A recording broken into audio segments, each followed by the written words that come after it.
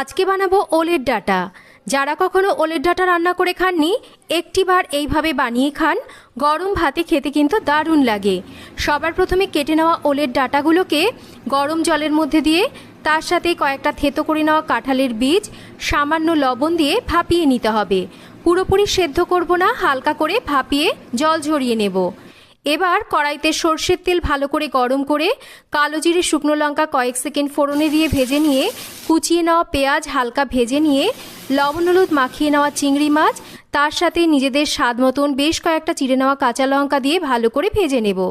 ভাপিয়ে নেওয়া ওলের ডাঁটা, স্বাদ মতন লবণ, পরিমাণ মতন হলুদ গুঁড়ো দিয়ে ভালো করে মিশিয়ে কম আঁচে ঢাকা চাপা দিয়ে রান্না করব।